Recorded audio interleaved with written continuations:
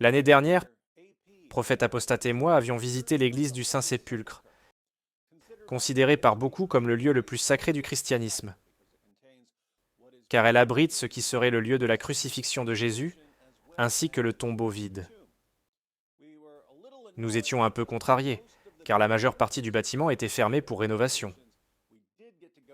Nous avons pu entrer dans le tombeau vide, mais on m'a dit que je devais éteindre ma caméra. Il s'avère cependant, pendant qu'ils font les travaux de rénovation, que les archéologues ont également pu fouiller un peu. Et les archéologues ont découvert des choses intéressantes, qui aident à éclaircir un mystère biblique. À l'époque de Jésus, la zone où se trouve aujourd'hui l'église du Saint-Sépulcre se trouvait à l'extérieur des remparts de la vieille ville de Jérusalem.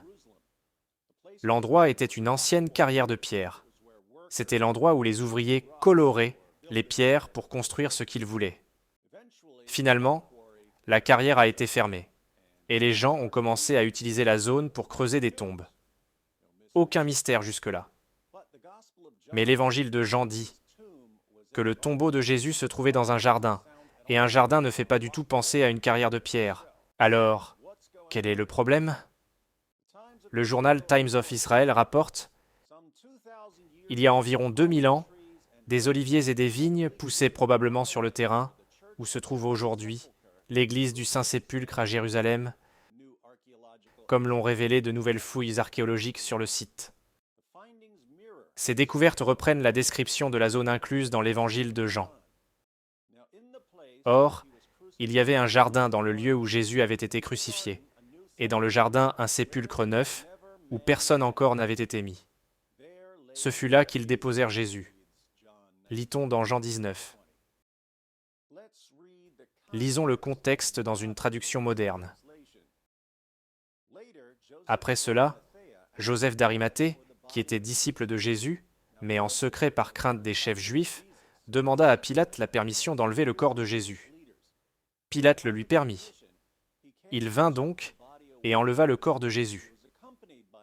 Nicodème, l'homme qui auparavant était allé trouver Jésus de nuit, vint aussi. Il apportait un mélange d'environ 30 kilos de myrrhe et d'aloès. Ils prirent donc le corps de Jésus et l'enveloppèrent de bandelettes, avec les aromates, comme c'est la coutume d'ensevelir chez les Juifs. Or, il y avait un jardin à l'endroit où Jésus avait été crucifié, et dans le jardin un tombeau neuf où personne encore n'avait été mis. Ce fut là qu'ils déposèrent Jésus, parce que c'était la préparation de la Pâque des Juifs et que le tombeau était proche. Il y avait donc un jardin, selon l'évangile de Jean. Et près de 2000 ans plus tard, cette affirmation est confirmée par l'archéologie. La présence d'oliviers et de vignes a été identifiée grâce à des analyses archéobotaniques et polliniques sur des échantillons prélevés lors des fouilles sous le sol de l'ancienne basilique. Le contexte archéologique et les strates indiquent qu'elle date de l'ère pré-chrétienne. Cependant, aucune analyse au radiocarbone n'a encore été réalisée. Nous savons que cette zone faisait déjà partie de la ville à l'époque de l'empereur Hadrien, lorsque les Romains ont construit Aelia Capitolina, a déclaré la professeure Francesca Romana Stassola de l'université La Sapienza de Rome, faisant référence à la ville romaine érigée sur les ruines de Jérusalem dans la première moitié du IIe siècle de notre ère. Cependant, à l'époque de Jésus, cette zone n'était pas encore intégrée à la ville. Encore une fois, le tombeau se trouvait à l'extérieur des murs de Jérusalem, à l'époque de Jésus. Les Juifs ont agrandi les remparts, en prévision de la première guerre judéo-romaine. Les Romains ont remporté la guerre et ont rasé le site. Selon la tradition chrétienne, l'église du Saint-Sépulcre se dresse à l'endroit même où Jésus fut crucifié, appelé le lieu du Calvaire ou Golgotha. Et sur son tombeau voisin, aujourd'hui surmonté d'un édicule construit en 1810. Stassola dirige les fouilles actuelles depuis leur début en 2022. Selon Stassola, les couches cachées sous le sol de l'église, semblables aux pages d'un livre, offrent une chronique extraordinaire de l'histoire de Jérusalem, depuis l'âge du fer, de 1200 à 586 avant Jésus-Christ. L'Église se dresse sur une carrière, ce qui n'est pas surprenant, car une grande partie de la vieille ville de Jérusalem s'y trouve, a expliqué Stassola. La carrière était déjà en activité à l'âge du fer. Lors des fouilles, nous avons découvert des poteries, des lampes et d'autres objets du quotidien, datant de cette époque. Lorsque la carrière a cessé d'être exploitée, et avant la construction de l'église, une partie de la zone était consacrée à l'agriculture. Les habitants ont commencé à cultiver la vigne et les oliveraies. Des murets de pierre ont été érigés, et l'espace entre eux a été comblé de terre, a expliqué Stassola. Ces découvertes archéologiques sont particulièrement intéressantes pour nous, compte tenu des informations contenues dans l'évangile de Jean, dont les informations sont considérées comme écrites ou recueillies par une personne connaissant Jérusalem à l'époque. L'évangile mentionne un espace vert entre le calvaire et le tombeau, et nous avons identifié ces champs cultivés. Il y avait donc une ancienne carrière de pierre.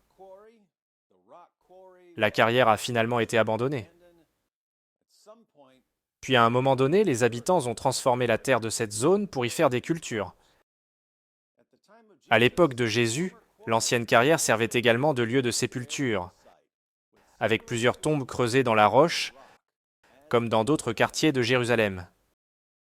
Il faut imaginer qu'avec l'abandon progressif de la carrière, des tombes ont été creusées à différents niveaux, explique Stassola. Le secteur abritait donc plusieurs sépultures de cette époque. Constantin choisit celle qui était vénérée, comme celle où Jésus fut enterré.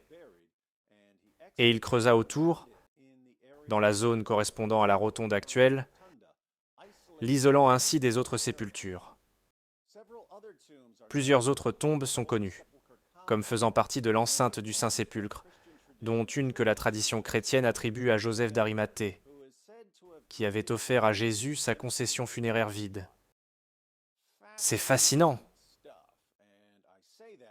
Je le dis car lors de ma première visite il y a plusieurs années, notre guide nous a expliqué que l'église du Saint-Sépulcre fut construite sur une ancienne carrière de roche. Et une carrière semble être le contraire d'un jardin. Alors comment ce fut un jardin? Eh bien maintenant je sais. Et maintenant vous savez. La Bible a vu juste.